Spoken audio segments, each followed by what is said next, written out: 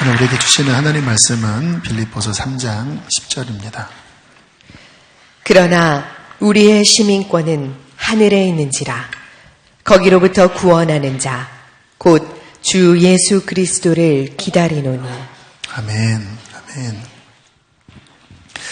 제가 좋아하는 고전 중 하나가 철로역정이라는 책입니다. 이 책에는 어떠한 사람이 구원을 받아 천국까지 가는 여정을 그렸는데요. 이 가는 여정에 많은 시험과 역경이 있습니다.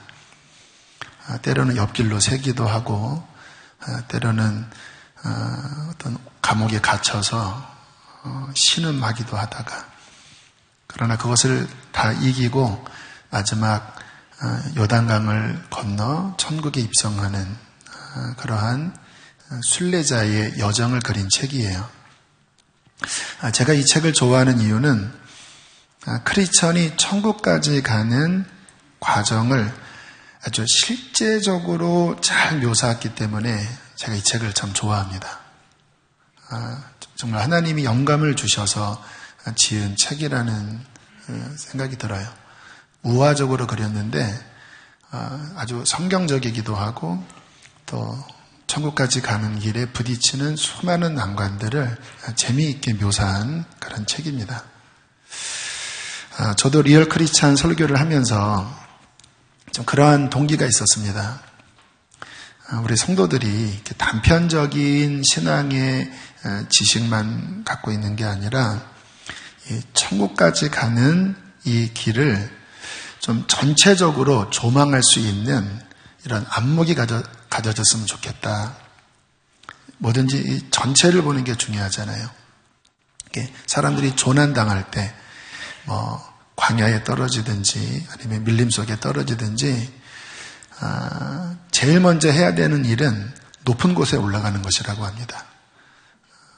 산 위에 올라가든지 아니면 나무 위에 올라가서 이 지역을 전체적으로 살펴서 어디로 가야 하는지, 나는 지금 어디쯤 있는지를 파악하는 게 1순위라고 그래요.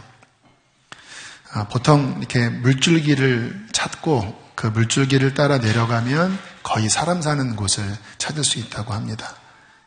첫 번째가 조망하는 거죠. 위에서 전체의 그림을 볼 줄 아는 것. 신앙생활도 마찬가지입니다.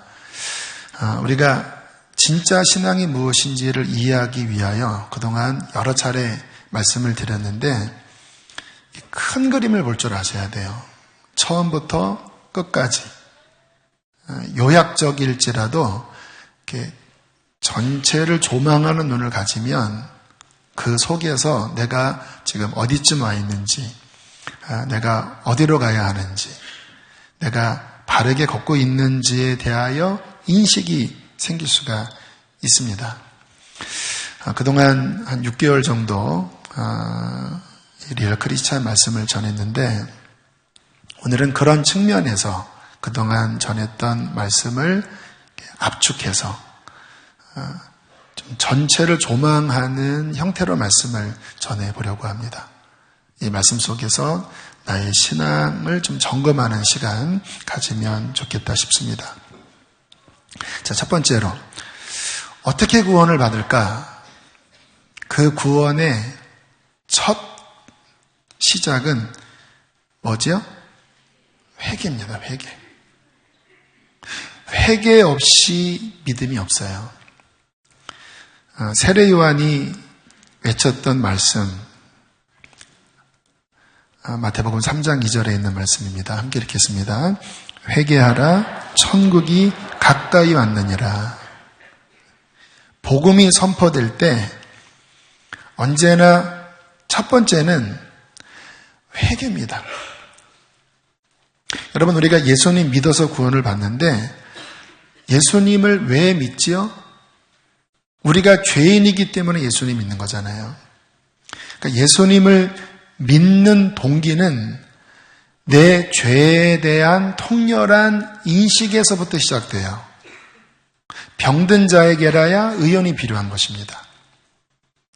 죄인에 대한 인식이 없으면 예수님을 좋은 분이라고 인식할 수는 있어요. 또 예수님이 나의 구원자라고 말은 할 수 있어요. 그러나 마음에서부터 나 같은 죄인을 위하여 이 땅에 오신 예수님이라고 하는 고백은 못 나옵니다. 그렇잖아요. 죄인에 대한 인식이 없는데 나의 죄 때문에 십자가에 죽으신 예수님이 와닿을 리가 없지요. 그래서 신앙의 첫 번째 은혜는 회개의 눈이 열리는 은혜입니다. 이거 큰 은혜예요. 어느 날 죄가 깨달아집니다. 성경을 읽다가 또 내 삶의 어떠한 고난을 만나면서 내가 죄인이구나. 내가 정말 하나님 앞에 죽을 수밖에 없는 죄인이구나. 이게 마음에 깊이 깨달아지면서부터 구원을 갈망하게 됩니다. 저희 교회에서 주님 만난 분들의 간증을 들어보면 하나같이 새벽 기도 하다가 또 예배하다가 죄를 깨달으면서부터 이제 진정한 신앙의 출발을 경험한 분들이 많아요. 교회를 다녔지만 아직 이 회개의 은혜가 오지 않은 분들은 제가 보기에는 거의 종교적으로 다니는 분들이에요. 아무리 성경 지식 알고 아무리 예수님 믿는다고 하지만 이 시작 자체가 예수님을 믿을 수 있는 마음의 준비가 안 됐기 때문에 그냥 교회가 좋으니까 다닌 거지 진짜 예수님을 내 마음속에 구주로 영접하는 이 첫 출발이 안 되는 거예요. 그런 분들은 기도하셔야 합니다. 하나님, 내 죄를 보게 해주십시오. 성령이 임하시면 죄에 대하여 책망하신다고 하셨잖아요. 하나님의 눈으로 내 죄를 보게 해주십시오. 회개의 영을 부어주셔서 하나님 진짜 저의 죄를 회개할 수 있게 해달라고 그 은혜를 구하실 때 우리의 신앙의 문이 열릴 수가 있겠습니다. 두 번째입니다. 이 회개가 일어난 다음에 구원을 얻으려면 두 번째가 뭐라고요? 믿음입니다. 믿음. 구원은 행위로 받는 것이 아니라 믿음으로 받아요. 근데 어떠한 믿음인가가 중요한데요. 로마서 4장 25절에 이렇게 말씀하고 있습니다. 읽겠습니다. 시작. 예수는 우리가 범죄한 것 때문에 내줌이 되고 또한 우리를 의롭다 하시기 위하여 살아나셨느니라. 우리가 너무나 잘 아는 말씀이죠. 십자가와 부활에 대한 믿음입니다. 나 같은 죄인, 정말 죽을 수밖에 없는, 아니 이미 죄와 허물로 죽었던 나 같은 자를 위하여 십자가에 죽으시고 그리고 나를 구원하시기 위하여 3일 만에 부활하셔서 나의 구원자가 되시고 나의 주인이 되신 나의 선한 목자가 되신 그 부활의 주님을 마음에서 믿게 되는 거예요. 자, 여기서 사람들 안에 오해가 있습니다. 구원은 믿음으로 받아요. 내 마음에 나 같은 자를 위해 오신 예수님의 십자가가 믿겨지고 그리고 하나님의 권능으로 살아나신 부활의 주님이 마음으로 믿겨지는 것. 제가 왜 여기서 오해한다고 말씀을 드리냐면 실제 많은 분들이 마음에서 믿겨지지 않은 상태로 머리로만 하는 거예요. 그리고 입으로는 믿는다고는 이야기했지만 실상 나의 마음 중심에는 그 믿음이 아직 안 온 분들이 많이 있어요. 이러한 분들의 특징은 뭐냐면 삶이 안 바뀝니다. 그리고 어려운 일들을 못 이겨요. 믿음으로 못 이겨요. 왜? 가짜기 때문에. 근데 한번 생각을 해보세요. 예수님이 나 같은 자를 위하여 죽으시고 3일 만에 부활하셨다고 하는 게 마음에 믿겨진다면, 그게 정말 마음에 믿겨진다면 어떤 일이 벌어질까요? 여러분, 이게 믿겨지면요, 사람은 변할 수밖에 없습니다. 하나님의 아들이 나 같은 죄인을 사랑하셔서 십자가에 죽으셨다고 하는데 어떻게 그 사랑의 주님, 그 엄청난 은혜를 마음에 믿고 이것이 마음에 깨달아졌는데 어떻게 설렁설렁 교회를 다니겠습니까? 내가 물에 빠져 죽어가는데 누가 나를 살리고 대신 죽었어요. 어떤 마음이 들겠습니까? 평생 고마운 마음이 들지 않겠습니까? 평생 빚 갚는 심령이 되지 않겠습니까? 그 누군가 나를 살리기 위하여 죽었다고 하는 이것 하나만으로도 그 인생이 바뀔 텐데, 하나님의 아들이 나 같은 자를 위하여 십자가에 죽으셨다고 하는 게 마음에 믿겨졌는데 어떻게 썬데이 크리스찬이 되겠습니까? 한번 생각을 해보세요. 일주일에 한 번 교회 왔다 갔다 하고 평상시에는 전혀 주님 생각하지 않는 그러한 신앙생활 할 수 있을까요? 그렇게 못해요. 그렇게 교회를 다닌다고 하는 것은 실제 십자가를 못 만난 거예요. 머리로는 알았지 몰라도 마음에서 못 만난 거예요. 이 십자가와 부활이 정말 마음속에 믿겨진 순간 그는 변화되고 그는 세상을 이기는 능력의 믿음을 얻게 되는 것입니다. 초대교회는요, 이 믿음으로 고난을 다 이겼어요. 사자의 밥이 되고 화형을 당하고 카타콤베 지하 무덤에서 300년 동안 예배를 드리는 이 어마어마한 것들을 감당했습니다. 무엇으로 감당했을까요? 예수님이 나를 위해 죽으시고 3일 만에 부활하셔서 나의 생명이 되셨다고 하는 이 기본적인 믿음. 그러나 이것은 기본적이라고 해서 기초를 의미하는 게 아닙니다. 전체예요, 전체. 우리는 이 믿음으로 구원을 얻는 것입니다. 자, 여기서 세 번째 중요한 게 있어요. 성령입니다. 멋지죠? 성령. 우리가 구원을 얻는 데 있어서 성령님의 역할은 절대적입니다. 왜 그러냐면요, 우리는 실제 죄와 허물로 영적인 의미에서는 죽은 자예요. 그렇기 때문에 우리 스스로의 힘으로는 죄를 깨닫지 못합니다. 도덕적인 죄를 깨달을 수는 있어도 이게 지옥 갈 죄야. 무슨 내가 죄와 허물로 하나님 앞에 심판받을, 나는 그 정도는 아니야. 내가 지존파인가? 내가 살인했나?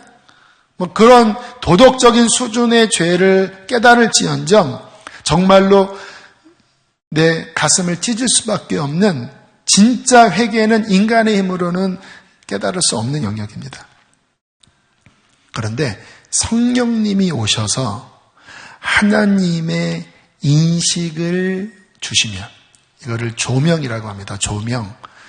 하나님의 인식을 우리 안에 깨닫게 하시면 그 순간에 이거는 정말 가슴을 칠 수밖에 없는 인식이 생기는 거예요.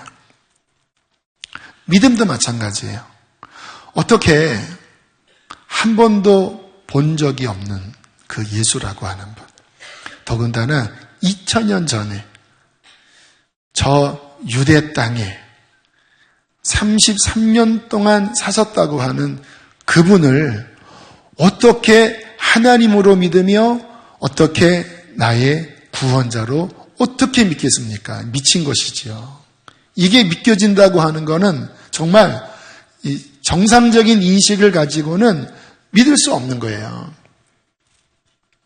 성령님이 오셔서 그 예수님을 밝혀주시면 우리의 심령에 예수님이 하나님의 아들이시고 나를 위해 이 땅에 오신 나의 메시아라고 하는 그 실체가 나의 영혼 안에서 믿겨지게 됩니다. 그때 거듭나게 되는 거예요. 요한복음 14장 26절에 보면 예수님께서 이렇게 말씀하셨습니다. 함께 읽으실까요? 시작. 보혜사 내 이름으로 보내실 성령, 그가 너희에게 모든 것을 가르치고 내가 너희에게 말한 모든 것을 생각나게 하리라. 성령님이 오셔서 우리의 죽어있는 영적 상태에 빛을 비추시고 하나님의 진리 그리고 우리의 실체를 비로소 조명하심으로 깨우치게 하셔서 믿을 수 없는 그 내적 상태에 믿을 수 있는 마음을 주시면서 우리를 구원하신다라는 거예요. 그래서 여러분의 마음에 믿음이 생겼다면 그것은 여러분 스스로 가진 게 아니라 성령님께서 여러분에게 믿을 수 있도록 도와주신 것입니다. 성령님이 역사하신 거예요. 그가 이렇게 성령으로 인하여 믿음이 생기면 어떤 일이 벌어질까요? 이제 거듭나는 일이 벌어지는 거예요. 거듭남은 무엇일까요? 아까 제가 말씀드렸죠. 영적으로는 죽어버렸다고. 네, 성령이 오셔서 이 복음의 말씀을 우리 안에 믿게 하실 때 죽었던 영이 살아납니다. 어떻게 살아나냐면 성령이 오시는데 이 성령님은 누구냐면 예수님을 부활시키신 하늘의 생명이에요. 예수님을 부활시키신 하늘의 생명이 우리 안에 역사하여 죄와 허물로 죽었던 우리의 영을 예수님을 살리신 동일한 역사로 살리십니다. 그때 거듭나게 돼요. 태어나게 돼요. 영이 태어나게 돼요. 이때 이 영은 신분적으로 세상의 자녀가 아닙니다. 육신의 부모의 자녀가 아니에요. 이 영은 하나님께로부터 난 하나님의 자녀입니다. 그래서 이 거듭난 영은 하나님을 뭐라고 부른다고요?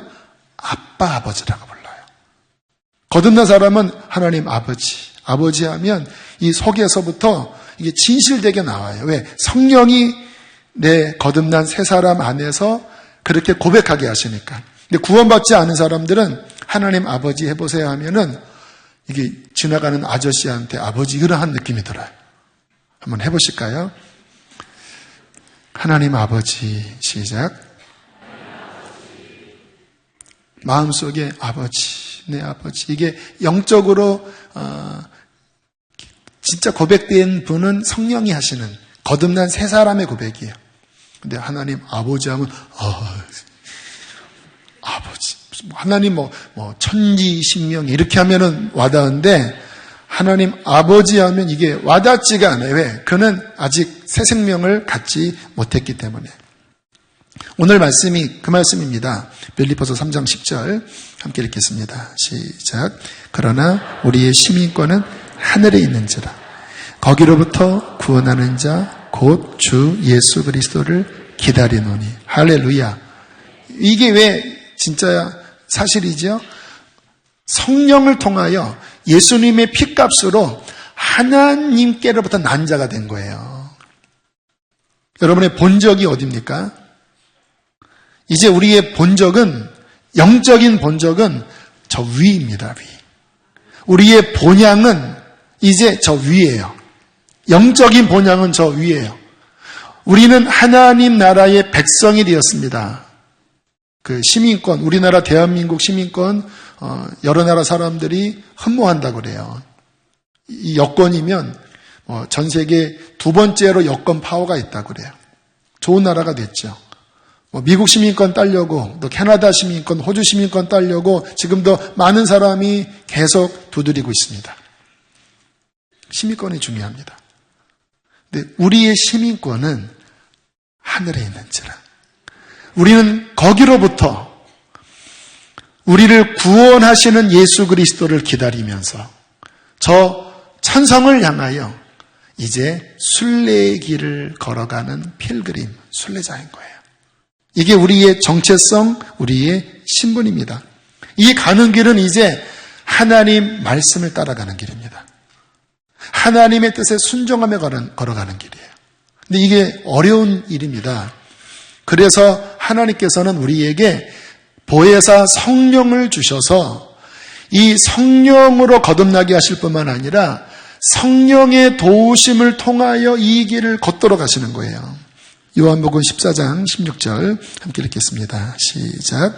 내가 아버지께 구하겠으니 또 다른 보혜사를 너희에게 주사 영원토록 너희와 함께 있게 하리니.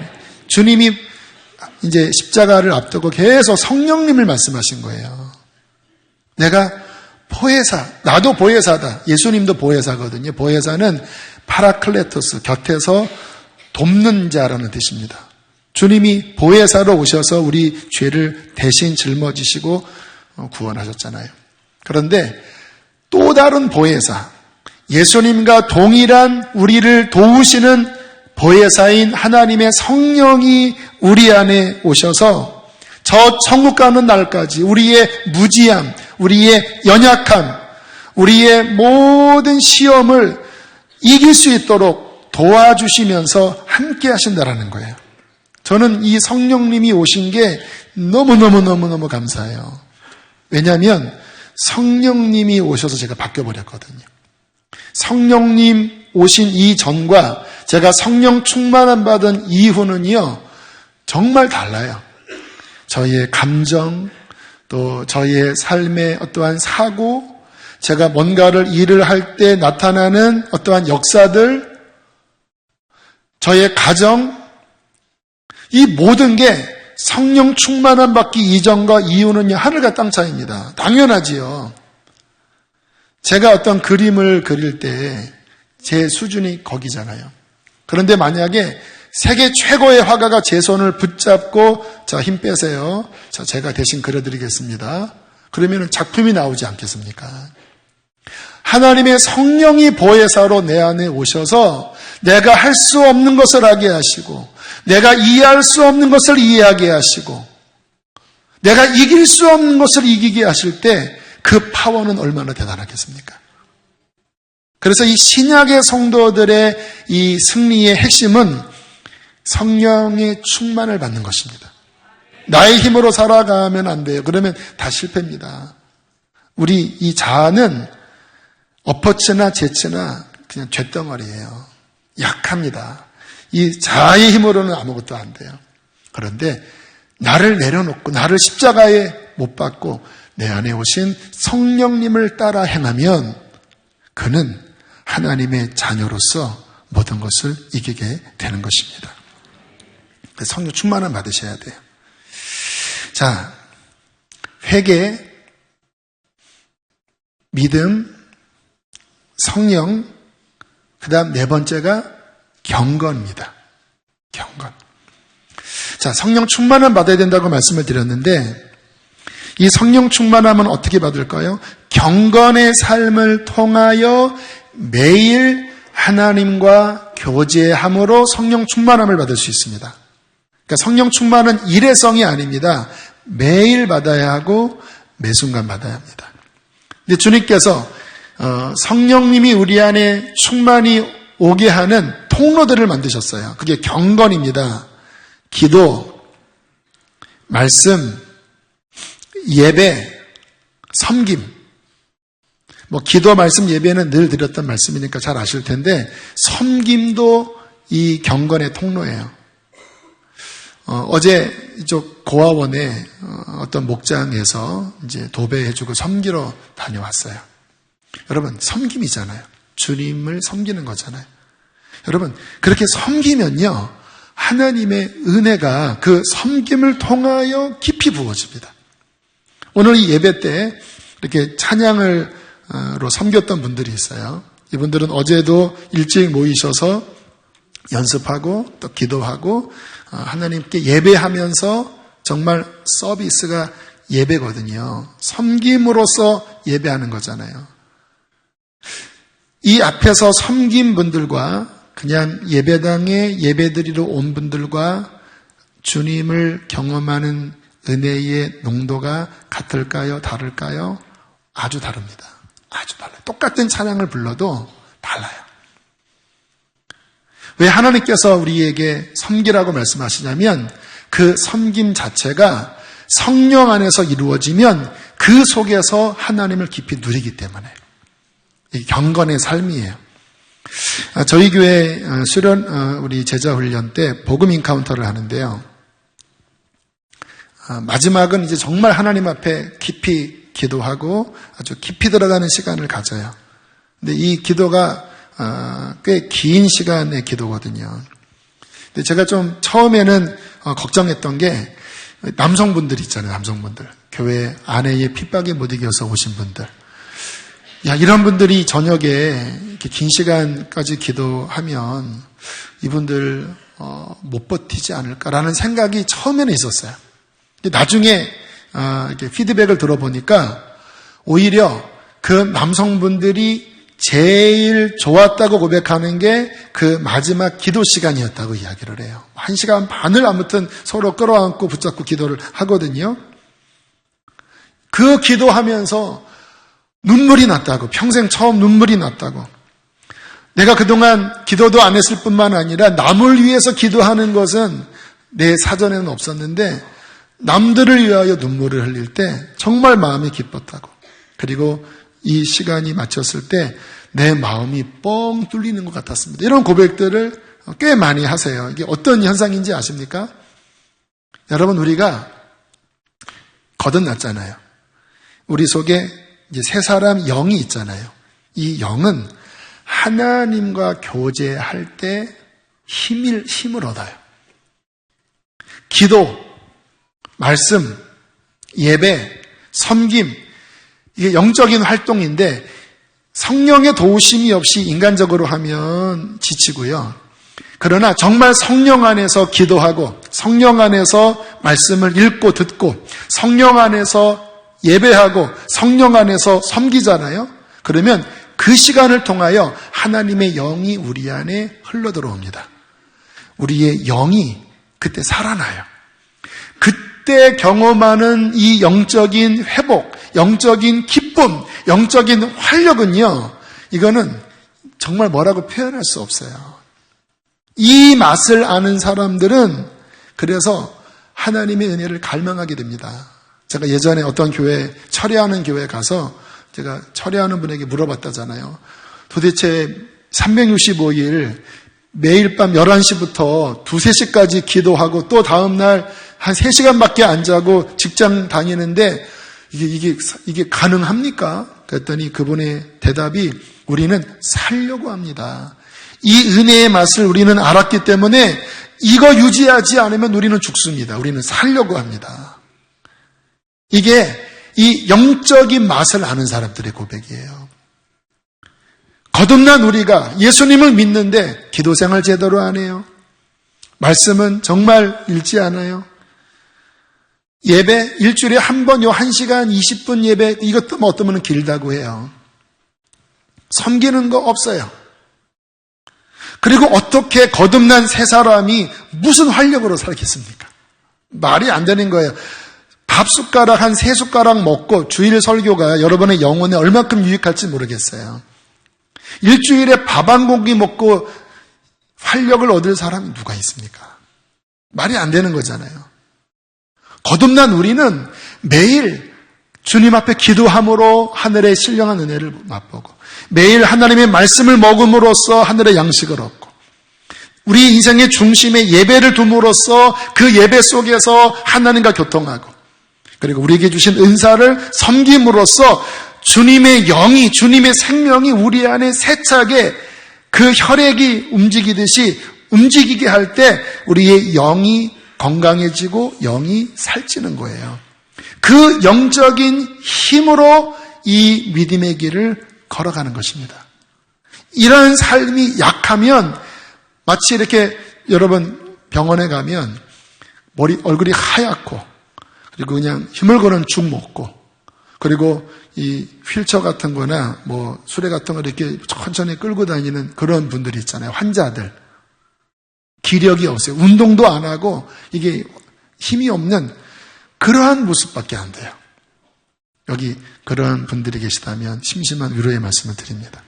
영적으로 힘이 다 빠져서 주일은 습관이 됐으니까 그냥 이렇게 나오는데 그냥 환자복 입고 이렇게 설교 듣고 하고 이렇게 말씀을 꼴깍.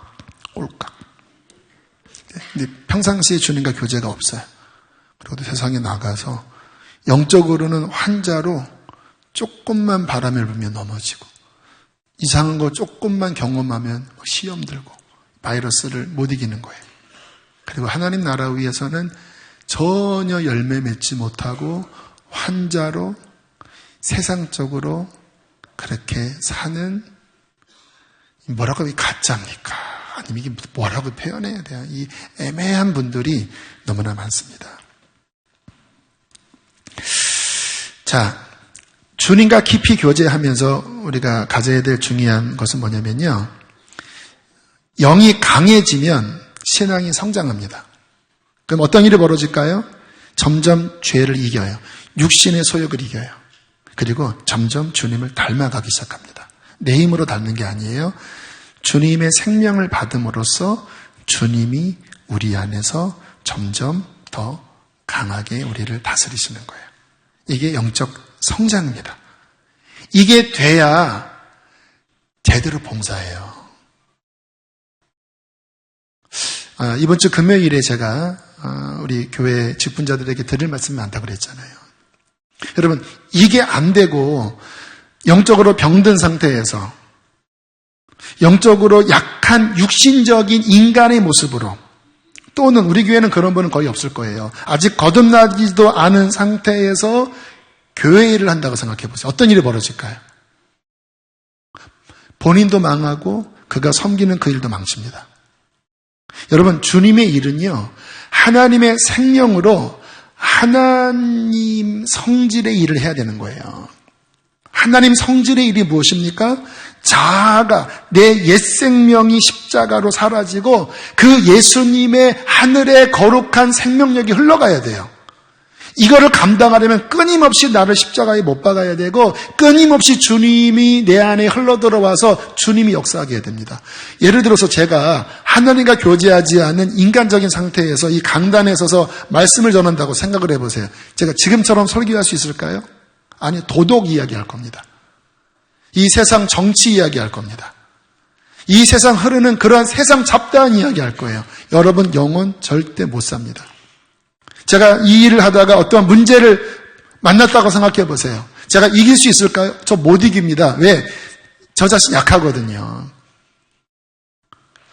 끊임없이 기도하고 성경 보고 예배하고 그 안에서 주님을 붙잡으려고 몸부림치면서 주님, 내 자아가 나가지 않게 하시고 주님의 생명, 주님의 뜻만 흐르게 해주십시오.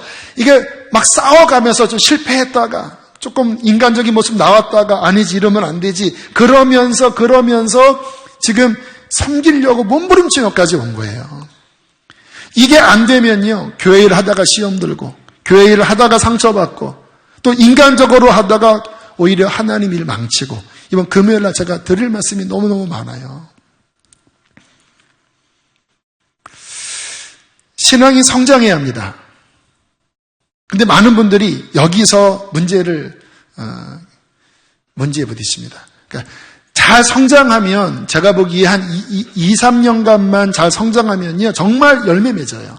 정말 하나님이 귀하게 쓰십니다. 그런데 이게 은혜를 받았다가 굉장히 많은 분들이 막혀버립니다. 왜요? 시험에 걸려 넘어진 거예요. 그래서 이 리얼 크리스찬의 5번째 요소, 뭘까요? 시험을 이기는 거예요. 제가 근래 몇 주에 계속 이 말씀을 드렸습니다. 이거를 못하면 그 사람은 멈춰버립니다. 굉장히 많은 사람이 잘 시작했다가 다 여기서 걸려버려요. 여기서. 그의 연약한 죄에 다시 넘어지기도 하고, 또 여러 관계 안에서 부딪히는데 이게 다 사탄이 하는 일들이에요. 왜? 우리의 신앙이 성장하면 예수님이 역사하거든요. 그러니까 어떤 사람이 거듭나면요, 사탄은 그가 어떻게 하면 넘어지는지를 아주 이미 다 그 파일을 갖고 있어요. 그래서 혈기 많은 사람은 거기를 치고, 이 세상 사랑이 많은 사람은 그거를 공격하고, 아무튼 온갖 수단과 방법을 총동원해서 그가 잘하지 못하도록, 주님의 생명에 붙어있지 못하도록 계속 방해하는 게 사탄과의 싸움이에요. 진정한 신앙은 무엇입니까? 이것을 이겨서 성장하는 것. 저도 생각을 해보면 거듭나고 성령 충만함 받은 그 시기부터 제가 겪었던 시험은 이루 말할 수 없이 많아요. 어떻게 내가 여기까지 왔나 생각하면 아찔합니다. 왜?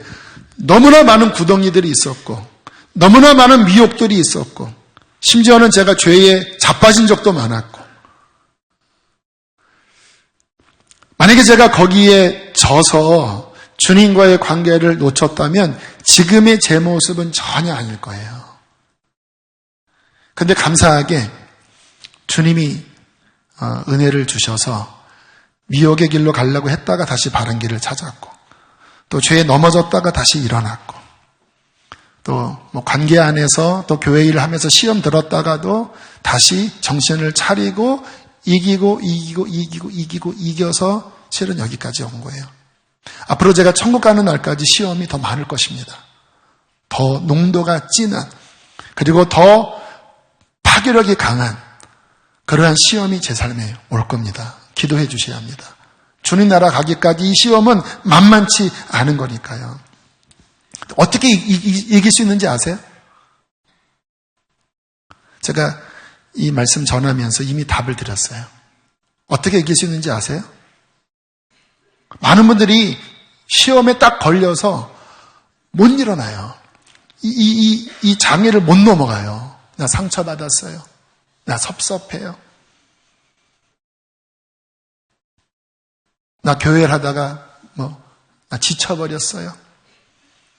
또는 죄에 넘어졌어요. 많은 분들이 온갖 시험에 다 걸려서 거기에 딱 멈춰 있어요.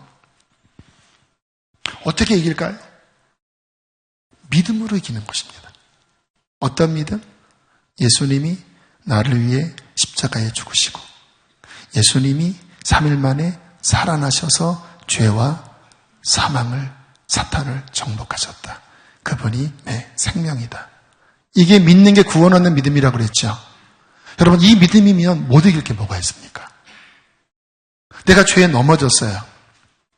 여러분, 예수님이 나의 죄 때문에 십자가에 죽으셨다고 우리는 믿잖아요. 그러면 다시 그 십자가 붙잡으면 우리는 죄사함 받고 일어날 수 있어요. 누가 나를 인정하지 않고 내가 사람 때문에 상처받았어요. 사람이니까 받을 수 있죠. 그런데 그게 못 넘어갈 일입니까?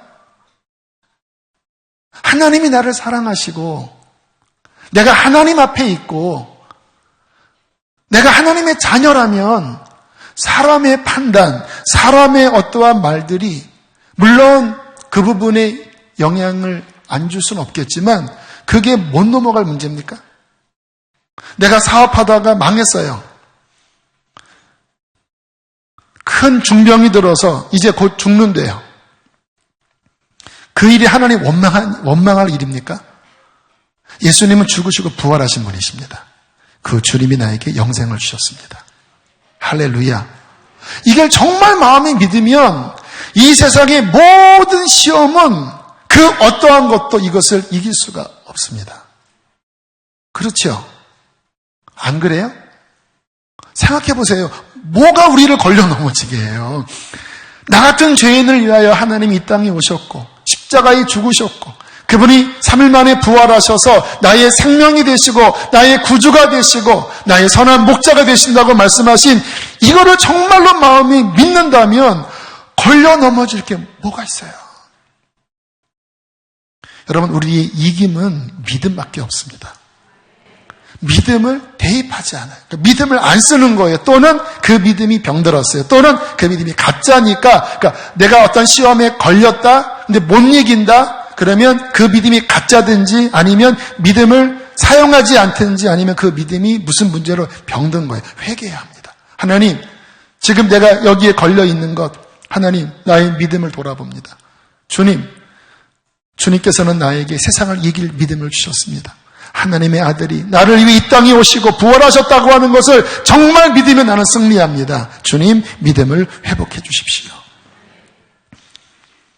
자, 이렇게 시험을 이기면서 나아가면 어떤 일이 벌어질까요? 6번째입니다.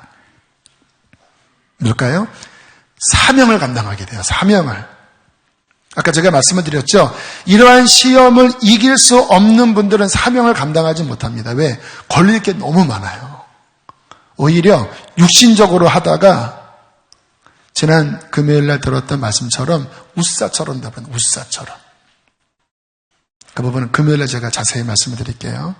이기면 정말 믿음을 붙잡으면 주님께서 와, 내가 쓸만한 그릇이구나. 주께서 인정을 하기 시작해요. 여러분, 모든 크리스찬에게는 다 사명이 있습니다. 사명은 목사님만 있는 겁니다. 비성경적이에요. 우린 다 왕같은 제사장들이에요. 이 땅의 삶은 나 잘 먹고 잘 사는 게 아니라 사명을 감당하는 사명의 시간입니다. 그 사명 마치면 천국 가는 거예요. 성경은 우리에게 이렇게 말씀하고 있습니다. 마태복음 25장 15절 시작.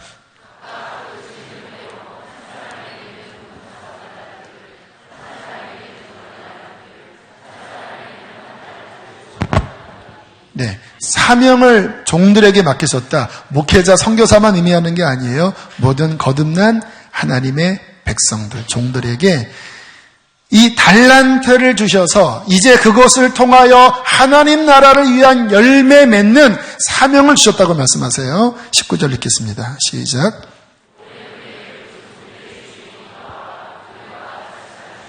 여러분, 하나님의 말씀을 경외하십시오. 결산한다고 합니다.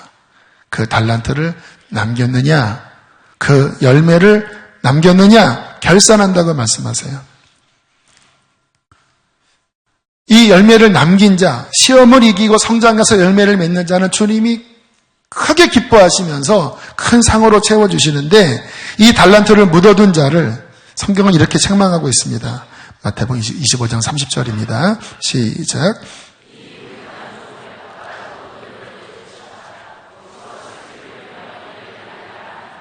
주님 너무합니다. 믿음은 구원하신다고 해놓고 이게 무슨 말입니까? 잘 보셔야 돼요.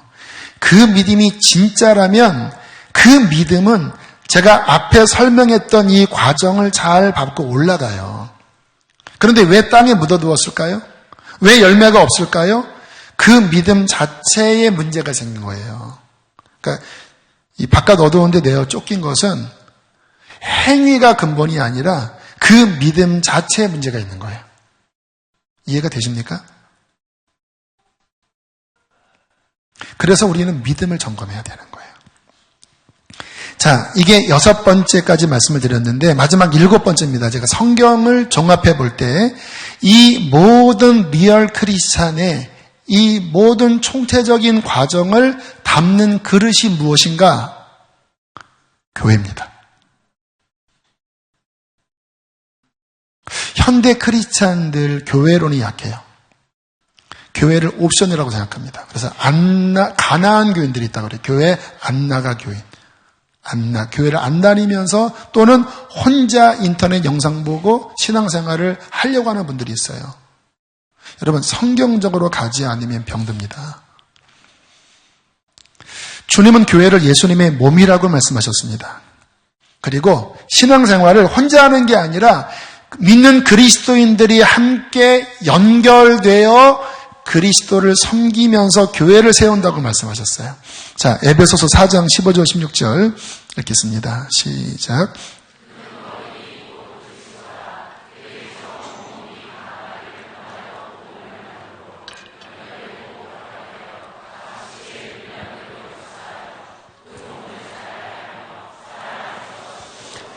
이게 주님의 전략이에요.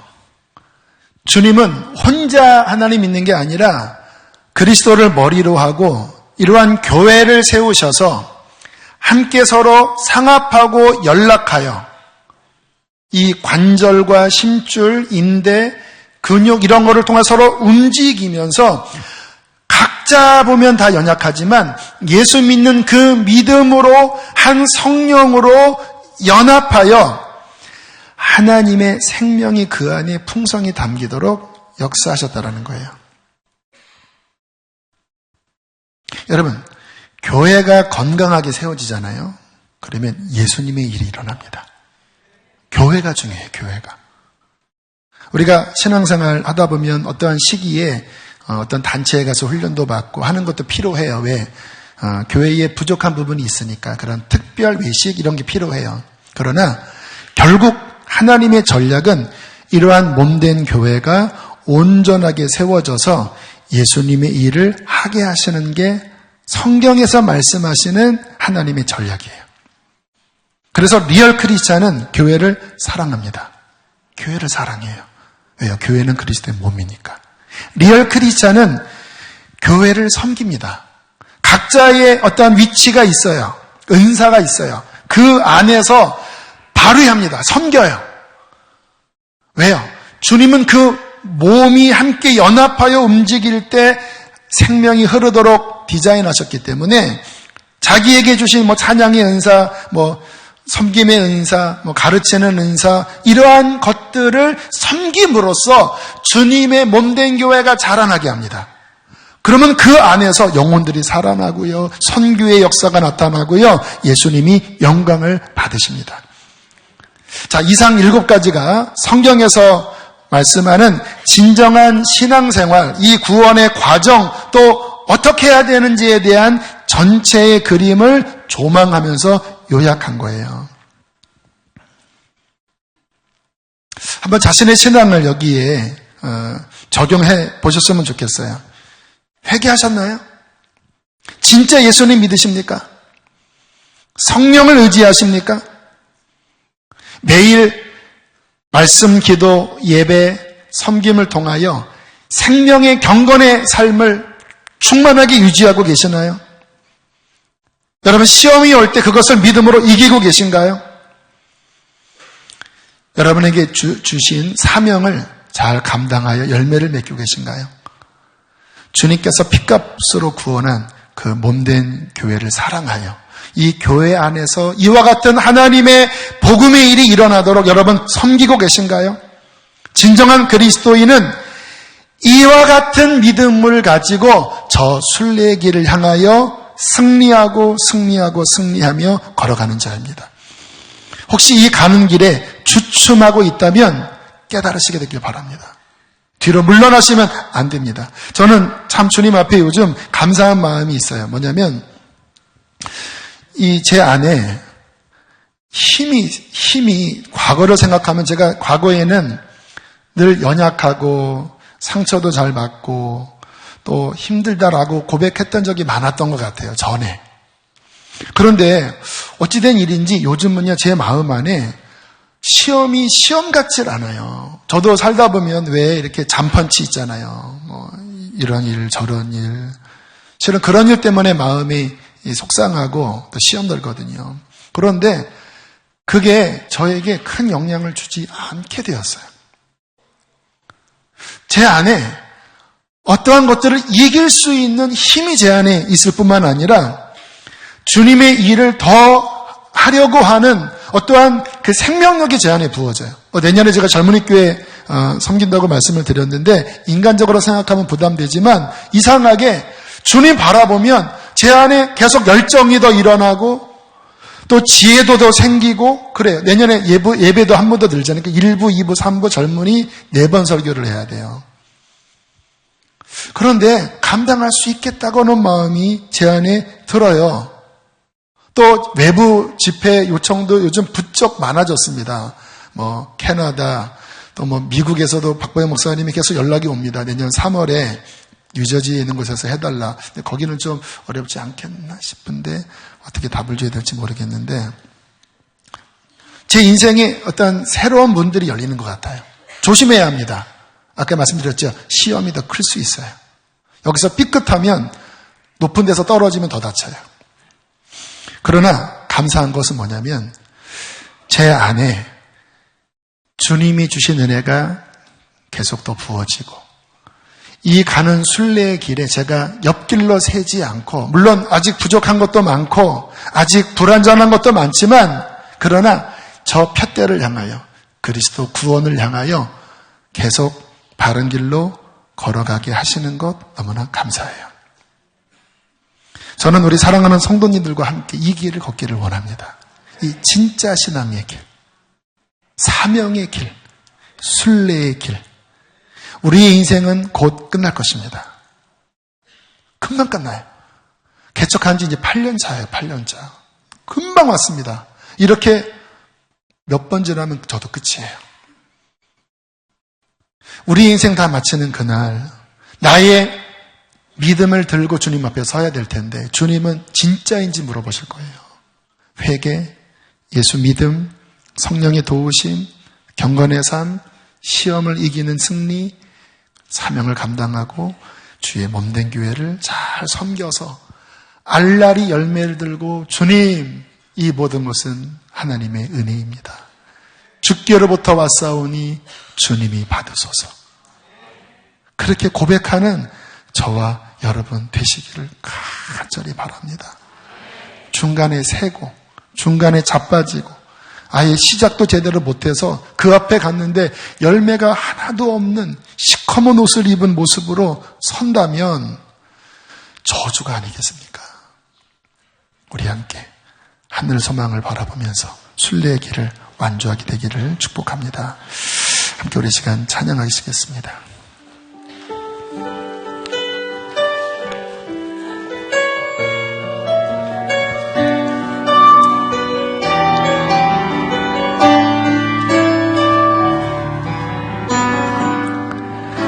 나 지금은 비록 땅을 버타며 살지라도 내 영혼 저 하늘을 디디며 사네. 내 주님 계신 눈물 없는 곳 저 하늘에 숨겨둔 내 소망 얼굴들 그리운 이름들 많이 생각나.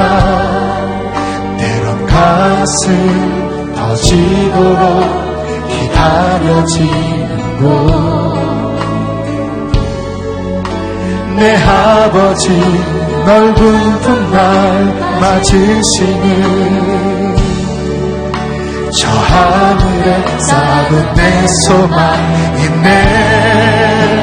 주님 그 나라에 이를 때까지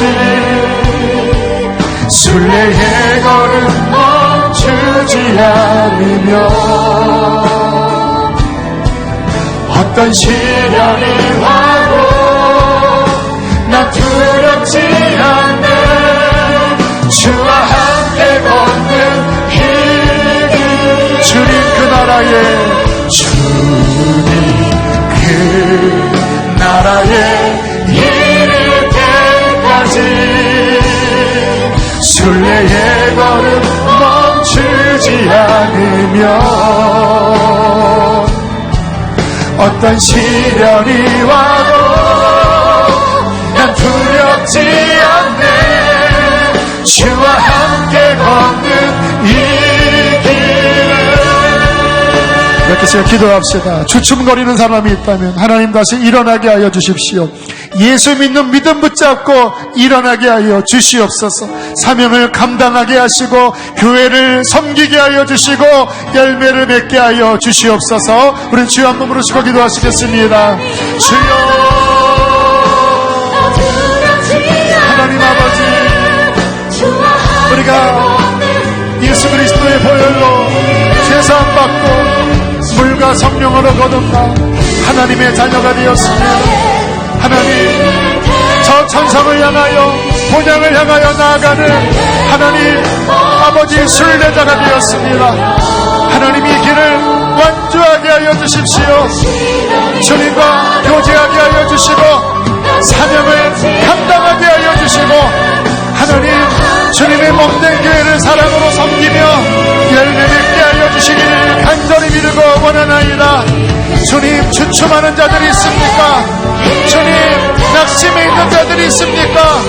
시험에 걸려있는 자들이 있습니까? 주여 일어나게 하여 주시고 주님 다시 푯대를 향하여 주님 천성을 향하여 걸어가는 자들 순례길을 완주하는 자들 되어지게 하여 주십시오.